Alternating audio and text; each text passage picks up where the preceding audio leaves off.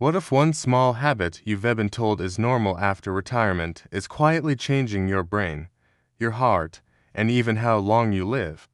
If you're over 65, you probably heard this advice. If you feel tired during the day, just take a nap. You've earned it.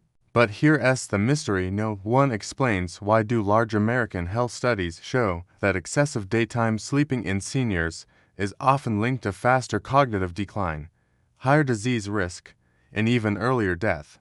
The clues are everywhere, but the full truth is rarely connected. At first, daytime sleep feels harmless, even helpful. Many seniors report feeling sharper or calmer after a nap. But researchers noticed something strange decades ago. In long-term studies, people who slept more during the day after 65 didn't always live longer or healthier lives. In some cases, the opposite happened. That contradiction is the first warning sign. To understand why, we need to follow the cause and effect timeline, starting much earlier than retirement. The origins of this issue begin in early adulthood. In your 20s and 30s, your sleep-wake cycle is tightly regulated by circadian rhythms. You stay active during the day, sleep deeply at night, and recover efficiently. The cause is a strong internal clock regulated by light exposure, hormones like melatonin, and physical activity. The effect is restorative nighttime sleep with little need for daytime rest. Then come the changes that start quietly in the 40s. Work stress increases, screen exposure rises. Sleep becomes shorter and lighter. Research from the National Sleep Foundation shows that by midlife, adults lose deep, slow-wave sleep. Many compensate with occasional daytime rest. At this stage, it's still reversible, and the body adapts. But the shift after 70 is where most people are misled. Aging brains produce less melatonin. Vision changes reduce light signals to the brain. Muscle mass declines, lowering daytime energy output. According to NIH sleep research, these factors weaken circadian rhythm strength. The cause is biological aging. The effect is fragmented nighttime sleep and increased daytime sleepiness. Here's the twist most seniors never hear. Daytime sleeping doesn't fix this problem, it often worsens it. When naps become long or frequent, they reduce sleep pressure at night. That leads to lighter, more disrupted nighttime sleep. This creates a loop. Poor night sleep causes daytime fatigue, which leads to naps, which further damages night sleep. The breaking point is where the problem becomes visible. Large studies, including data from the American Heart Association and the Health and Retirement Study, show that seniors who nap more than 90 minutes a day have higher rates of cardiovascular disease, type 2 diabetes, and cognitive impairment. One study found that older adults with long daytime naps had up to a 30% higher risk of developing dementia-related symptoms compared to those who stayed awake during the day. Now comes the fallout that affects health, money, and lifestyle. Excessive daytime sleeping is associated with reduced mobility, less social engagement, and higher fall risk. Falls are the leading cause of injury-related death in Americans over 75.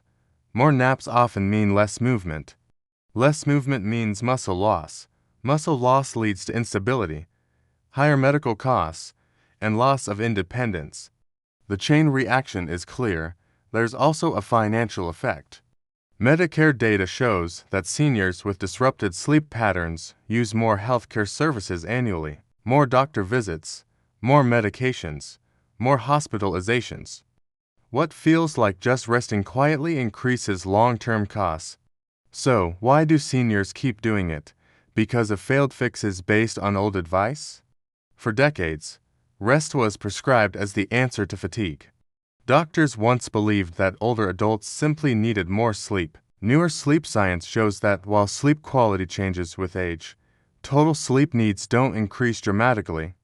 What changes is timing and structure. Another failed fix is relying on sleep medications. Many seniors who nap during the day take pills at night to sleep. This combination is especially dangerous. Studies show that sedative use in older adults increases fall risk, memory problems, and mortality. The cause is chemical disruption of natural sleep architecture. The effect is worse outcomes, not better rest. Now let's link all of this to today. In the United States, millions of adults aged 65 to 80 nap daily. According to CDC surveys, nearly one-third of seniors report unintended daytime sleep episodes. The pattern repeats across income levels, education, and states. This is not an individual flaw, it's a systemic misunderstanding of aging sleep. So, what is this daytime sleeping can cause? It's not just tiredness. It's accelerated circadian breakdown, higher disease risk, cognitive decline, and loss of independence when naps become habitual and unstructured. But here's where control returns. 3 direct actions people over 60 can apply today. First, anchor your day with morning light exposure. Just 20 to 30 minutes of outdoor light helps reset your brain's clock and reduces daytime sleepiness. Second, replace long naps with short rest breaks. If you must nap, keep it under 30 minutes and before 2 p.m. Third, increase daytime physical and mental activity, especially in the afternoon, to rebuild healthy sleep pressure. Here's the clear warning based on evidence. Frequent long daytime naps after 65, not harmless, and may signal or accelerate serious underlying health problems. And here's the open thought that should stay with you. If daytime sleep is a symptom, not a solution, what else have we misunderstood about aging that's quietly shaping our future? If this made you rethink a habit you thought was safe, like this video and share it with someone you care about. And subscribe for the next chapter, where we lines uncover why waking up at the same time every day after 70 may matter more than how many hours you sleep.